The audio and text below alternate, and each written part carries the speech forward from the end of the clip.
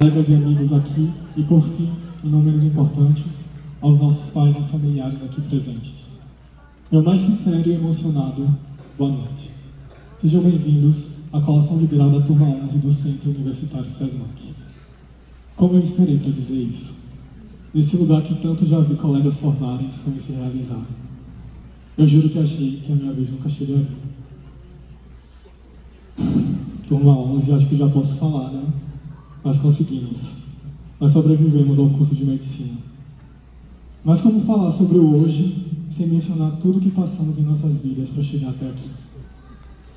Existe um trecho de Fernando Pessoa que nos acompanha desde os vestibulares, nas questões de história e literatura, que acabou se tornando um mantra em minha vida, pois sempre que as coisas apertavam, eu lembrava dele.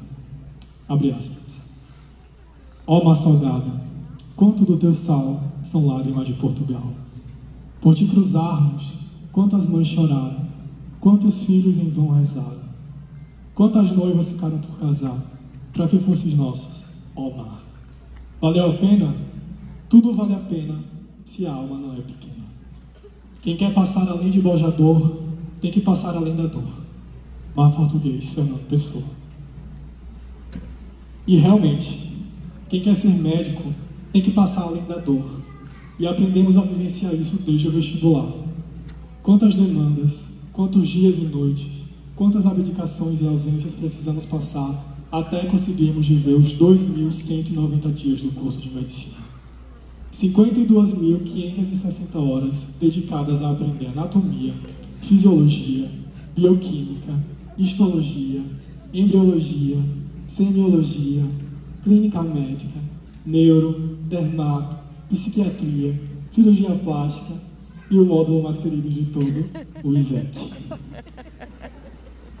E entre isso, uma pandemia que nos fez repensar o que era a vida, o que seríamos de nós, dos nossos e da própria humanidade. É muita história para contar, mas muita lição aprendida também. Mais que aprender a ser médicos, vimos na prática o que é estar no lugar dos pacientes e o quanto é doloroso estar ali porque precisa e não porque quer, diferentemente de nós, profissionais da saúde. Na medicina, a gente não caminha sozinho, nem deveria. Hoje, ao celebrar essa conquista que ecoa diversas vozes conosco, eu gostaria que vocês olhassem para essa plateia e que essa plateia também nos olhasse de volta e que todos aqui que estão me ouvindo se sintam parte disso.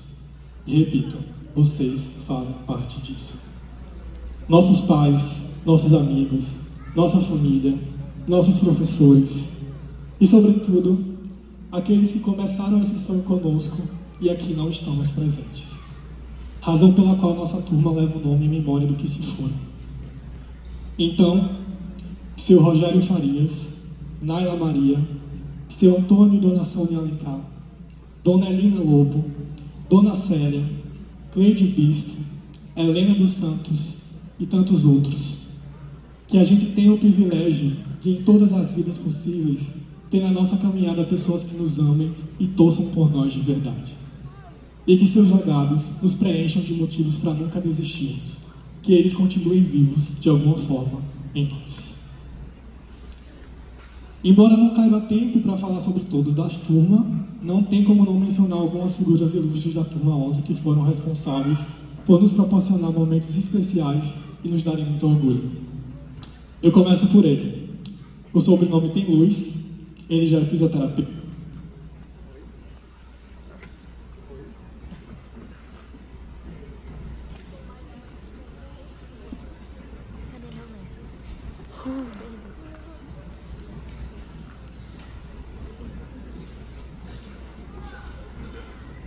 Som, ok, voltando.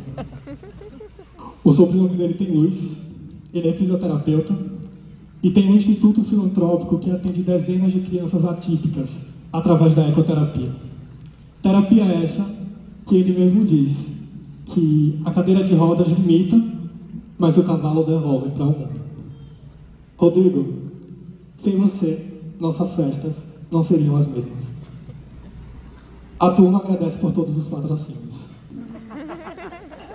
E falando em festas, nossas memórias não seriam as mesmas sem um lugar que muito tem na nossa memória e carrega um sobrenome especial. Aldeia, o refúgio do nosso menino dos resumos, o Med Minutos, Paulo, ou Paulinho, para os íntimos. Ele foi responsável por transformar nossa turma em um modelo por causa de seus resumos que muito nos salvaram antes das provas. E seguem salvando as turmas até hoje.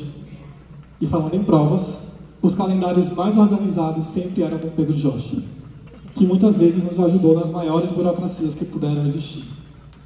E falando em burocracia, Vitória, dividir a representância da turma com você foi imensamente agradável. Obrigado por sua parceria. Sem você, eu não teria conseguido.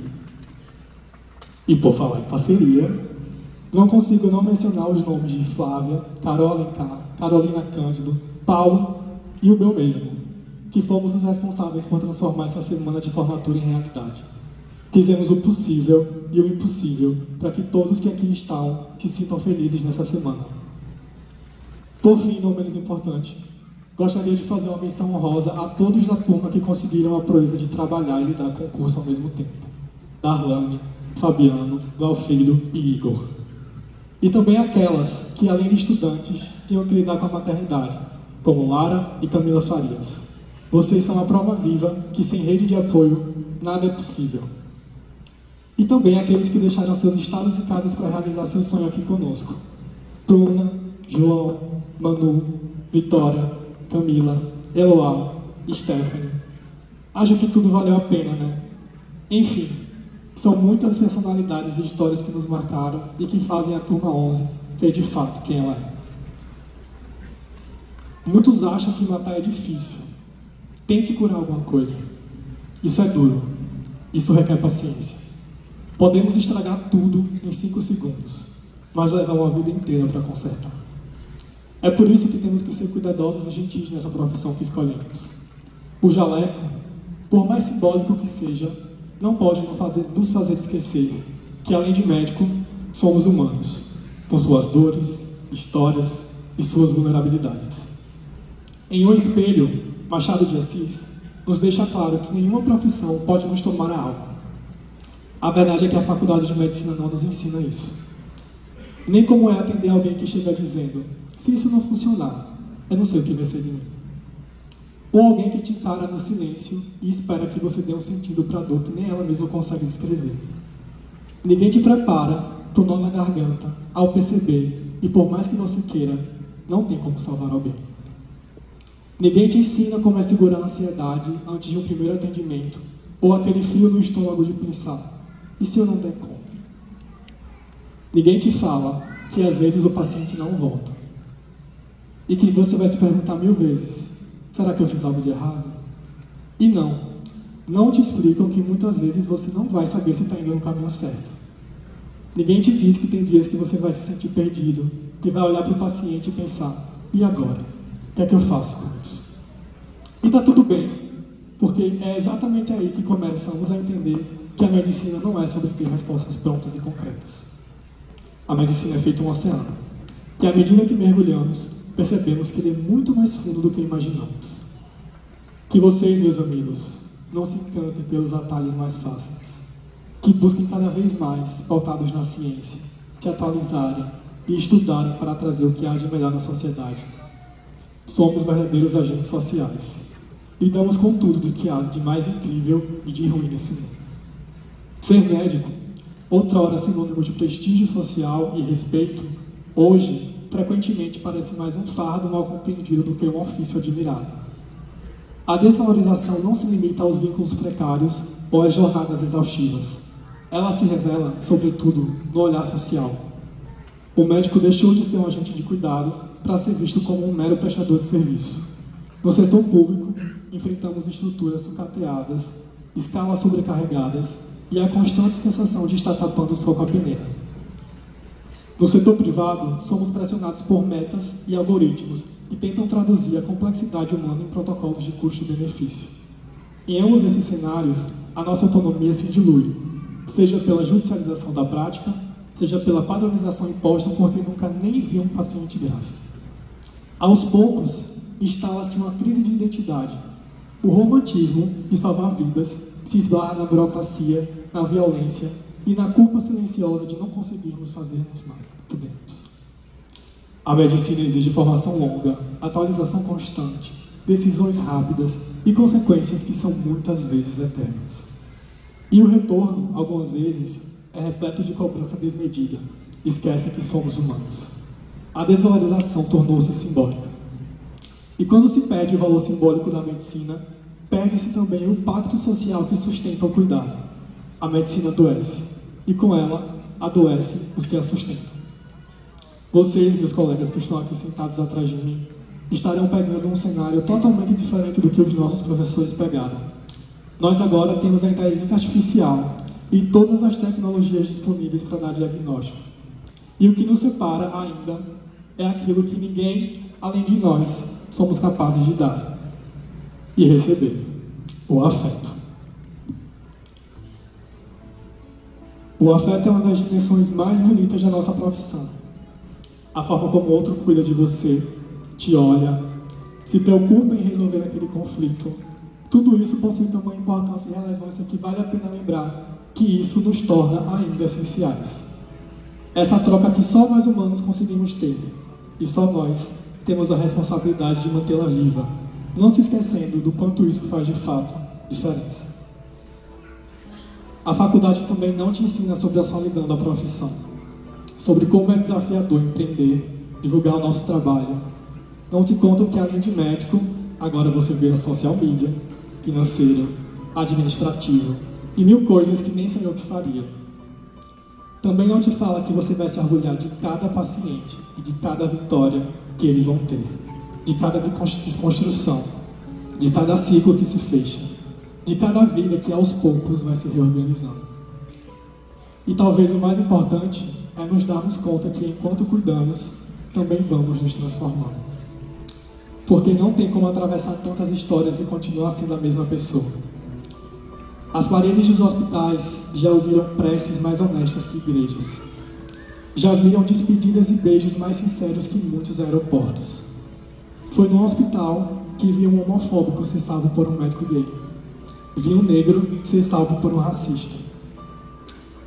Um paciente policial e um presidiário dividindo a mesma UTI, recebendo ambos os mesmos cuidados.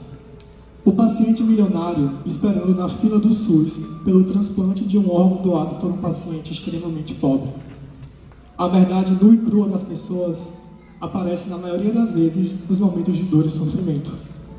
E são justamente nesses momentos que percebemos como tudo passa tão rápido. Hoje em dia, parece que todos nós vivemos para o grande momento. A viagem incrível, a semana de formatura, o casamento dos sonhos, o show do artista favorito. Mas posso ser sincero, isso é apenas 1% da vida. E olhe lá.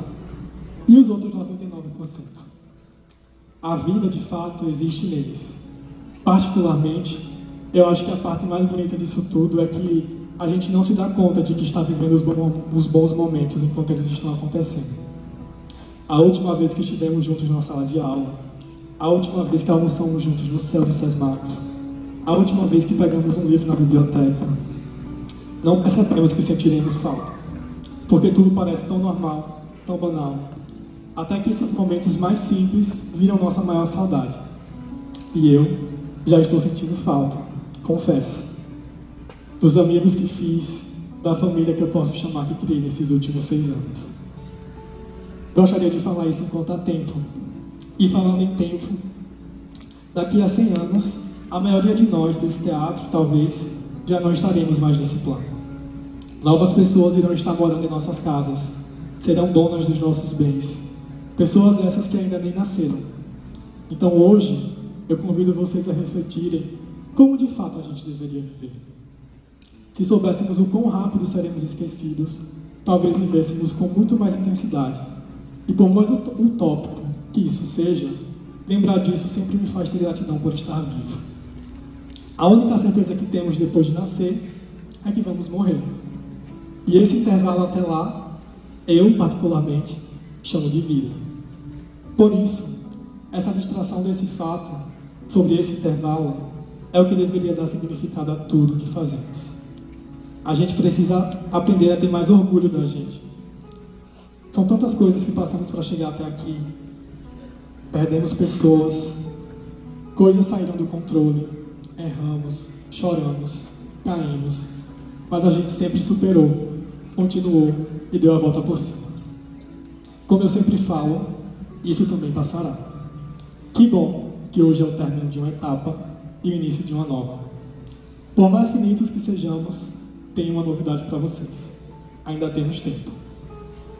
É bom saber que ainda existem tantas primeiras vezes guardadas pela vida. Tantos começos possíveis que, cá entre nós, não são um privilégio de quem está começando agora. Eles são um direito de quem permanece com o coração curioso, de quem não se fecha. Aproveitem suas primeiras vezes.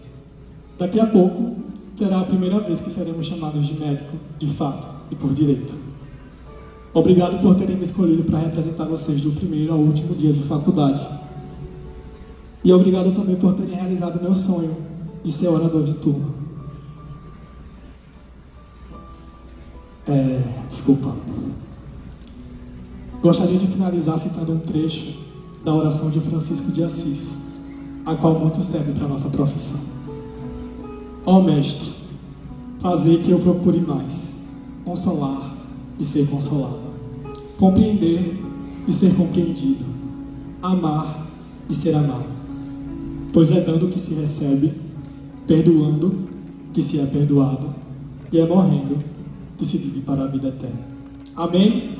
Amém. Muito obrigado. Boa noite.